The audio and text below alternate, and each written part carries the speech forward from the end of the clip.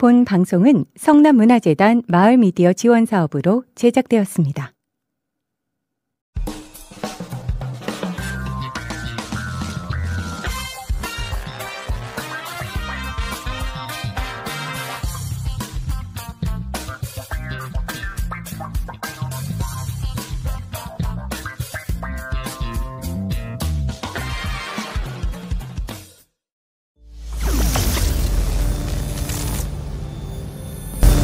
주파수로 있는 세상, 주버스.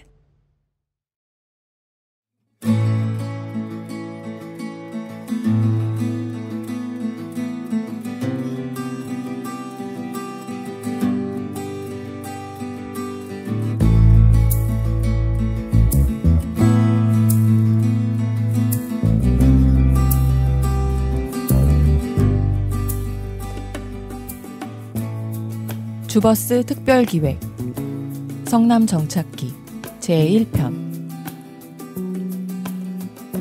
광주 대단지 성남의 시작.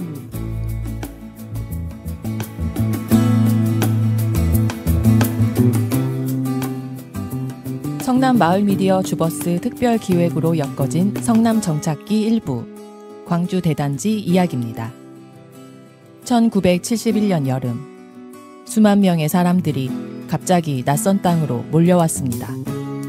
집이라 할 것도 없는 천막, 흙먼지와 배고픔 뿐이던 곳. 정부가 내몰았지만 누구도 제대로 돌보지 않던 자리. 그곳은 곧 광주 대단지라 불리며 오늘의 성남이 시작된 자리였습니다. 여러분이라면 어땠을까요? 어느 날 갑자기 삶의 터전에서 쫓겨나 이름도 낯선 땅에 내던져진다면 절망 속에서 무엇을 붙잡고 살아낼 수 있었을까요? 이제부터 그 여름의 기억 속으로 함께 들어가 보겠습니다.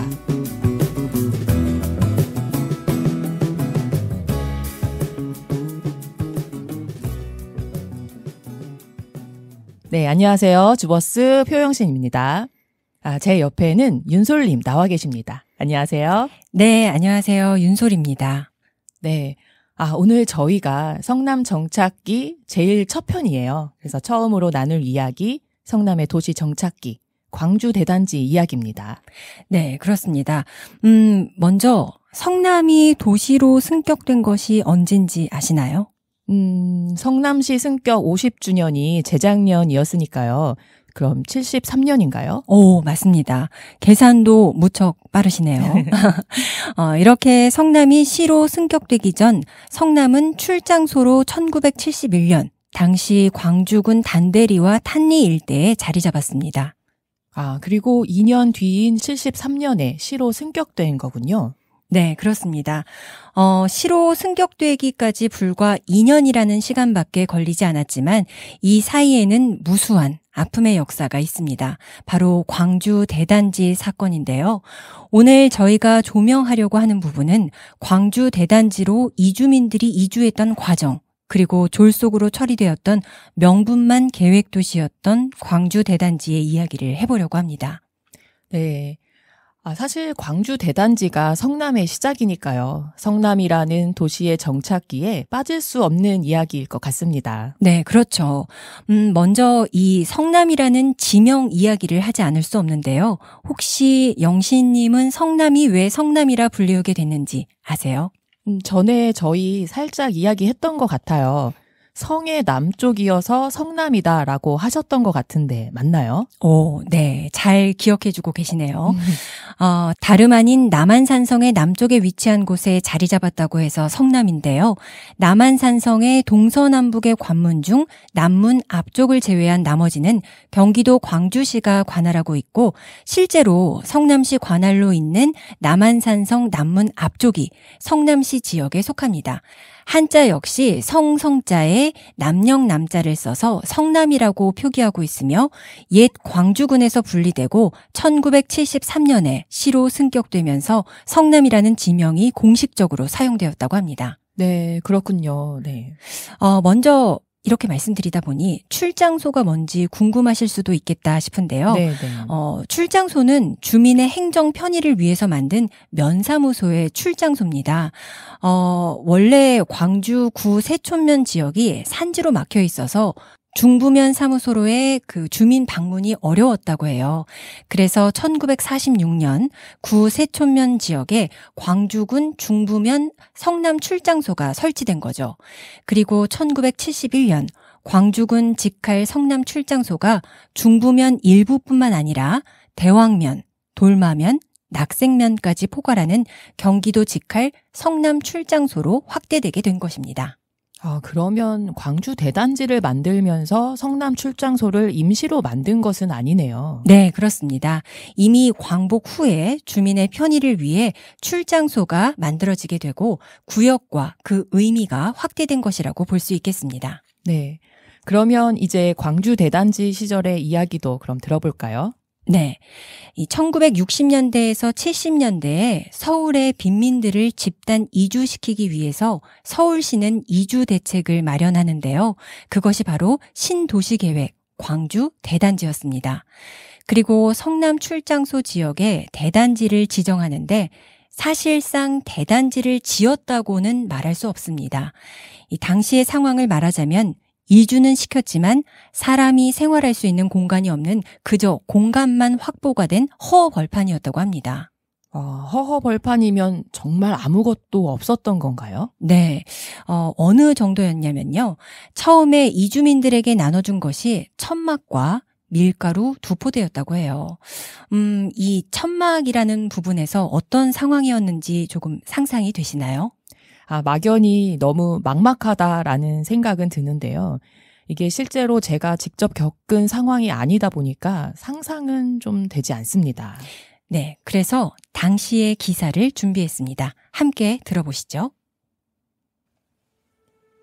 1970년 5월 15일 조선일보. 산산이 깨진 낙원의 꿈. 난민들은 서럽다. 서울시는 14일 판잣집 철거민들의 정착지로 정했던 광주군 중부면 300만 평 대단지 조성 계획을 전면 재검토하기 시작했다. 이는 지난 12일 양택식 서울시장이 박 대통령에게 시정보고를 하는 자리에서 갑자기 이뤄졌다. 대통령은 그동안 이 대단지에 이주한 철거민의 거의가 도심과의 교통이 불편하고 공동시설이 전혀 돼 있지 않은 점 등 생활 여건의 불비 때문에 다시 시내로 들어오고 있다는 양 시장의 보고를 듣고 재검토를 지시했다. 서울시는 우선 추경 예산에 2억 5천만 원을 반영하려 하고 있으나 이 돈으로 단지의 결함을 메우기엔 하잘것 없다는 것이다. 대단지 입주권은 67년 1월 2일 이전에 세워졌던 판잣집들에 한정했으며 한 가구당 땅 20평과 천막 1장, 밀가루 2부대씩을 배급했었다.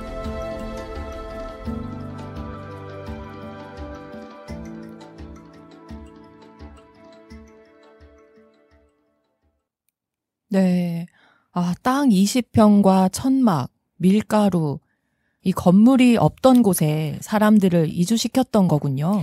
네, 당시 한 증언에 따르면 천막에서 지내다 보니 화장실도 당연히 없었겠죠.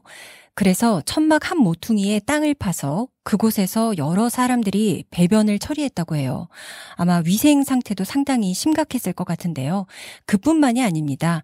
천막에서 생활을 하다 보니 세대 간의 구분도 당연히 되지 않고 주변에 의료기관은 물론 생활 편의시설도 없었다고 해요. 그 당시 사람들은 배가 너무 고파서 받은 밀가루도 아껴 먹으려고 밀가루 죽을 쑤어서 먹었다고 합니다. 여기서 당시 이주민이었던 분들의 이야기도 함께 들어보시죠. 조연성, 당시 20세, 탄리 거주. 용산 근처에 살던 사람들이 단대리에 내렸어요. 구역에 따라서 한꺼번에 모아부었죠. 그러고는 군용천막 커다란 거 하나 주고 그 안에서 세 가족이 살았어요. 우리를 여기에 데려다 주면서 거기에 제2의 서울이 생긴다. 거기 땅 줄 테니까 그리 가라. 그랬어요. 나하고 형님하고 또 이웃에 있던 우리 친척 한 분하고 모르는 가족 하나 더해서 세 가족이 한 천막에 있었죠.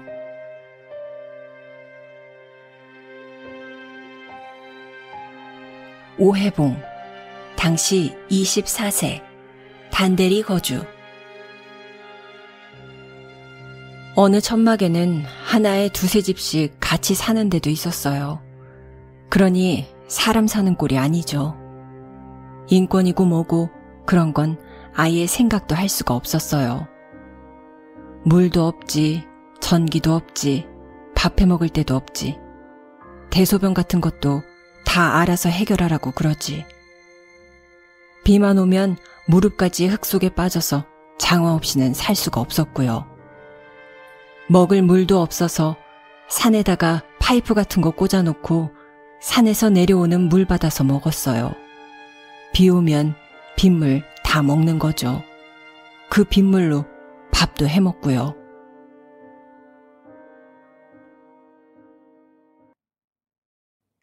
제가 이게 70년대 상황을 듣고 있는 건지 아니면 50년대 그 한국 전쟁 당시의 상황을 듣고 있는 건지 헷갈릴 정도예요. 그렇죠. 처음 조연성님의 당시 이야기에서 우리를 한꺼번에 모아부었다. 이런 말씀이 있었는데요. 당시 이주 상황이 어땠냐면 학교 다녀왔더니 집도 없고 부모님도 없어서 주변 어른들에게 우리 집이 없어졌다. 어떡하냐 그랬더니 너희 부모님 저 앞차 타고 갔을 거다. 그러니 너도 2차 타고 가면 가서 만날 수 있다. 해서 무작위로 트럭 같은 것에 태워서 날랐다라는 그런 표현으로 당시를 묘사한 분도 계셨습니다. 와, 말로만 들어도 이게 진짜 이주 대책이 맞나 하는 생각이 저절로 들 정도로 환경이 정말 열악했네요. 네. 이주민들이 어떻게 살아갈 수 있느냐가 목적이 아니라 일단 도시 미관에 좋지 않은 판자촌을 철거하고 이들을 이주시키는 것이 목적이었기 때문에 이주민들의 삶의 질, 삶의 환경은 당시 고려하지 않았다고 볼 수 있죠. 그렇네요. 그럼 여기서 궁금한 점이 이주는 했지만 아무것도 없는 곳에서 일은 과연 어떻게 했을까 궁금해지거든요. 네. 서울에 근무지를 두었던 많은 분들이 교통조차 좋지 않아서 지각하기 일쑤였다고 해요. 그래서 회사에서 해고를 통보받고 한순간에 삶의 터전과 또 일자리를 잃게 되는 경우가 상당했다고 하는데요. 이 부분도 기사를 통해서 함께 들어보시죠. 대단지가 자리 잡은 중부면은 시내 성동구 천호동에서 남동쪽으로 35리가량 떨어져 있고 원주민이 거의 없는 허허벌판. 공장이나 시장 등 산업시설이라곤 근처에 하나도 없다. 주민들은 생활 기반을 마련하기 어렵기 때문에 자기 땅을 등지고 다시 시내로 오게 되었던 것이다. 시내에 통근을 해야만 하는 이들의 교통수단이라곤 천호동까지의 시형버스 4대와 실제로는 2대밖에 움직이지 않는다고 주민들은 주장. 요금 40원에 16인승 마이크로버스 3대, 그리고 30원짜리 좌석버스 뿐이다. 1시간에 한 대꼴로 다니는 시형버스는 천호동까지 1시간 20분에서 1시간 30분, 서울역까지는 2시간 30분이 걸려 오전 8시에 출근하는 공장 노무자들은 아침 5시에 집을 나서야 하며 지각이 잦아 해고되기 십상이라는 것이다.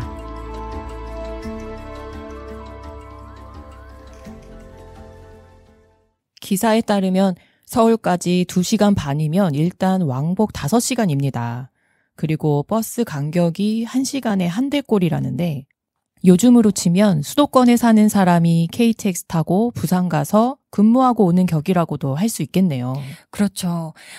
이런 미흡한 도시 계획과 생업의 어려움, 정부의 외면 등 각종 문제점이 노출되어서 결국 1971년 광주 대단지 사건이 일어났고, 이때 광주 대단지 주민들의 요구사항 중 하나가 성남 출장소의 성남시 승격이었던 거죠. 그리고 1973년에 광주군 성남 출장소가 성남시로 승격된 것입니다. 들으면 들을수록 이 성남시의 탄생이 참 어려웠구나 하는 생각이 듭니다. 네, 그렇죠. 제가 지금 사진을 하나 보여드릴 텐데요. 이 바둑판처럼 보이는 이곳, 지금의 태평동과 신흥동 일부의 모습인데요. 마을의 언덕길도 상당히 가파릅니다.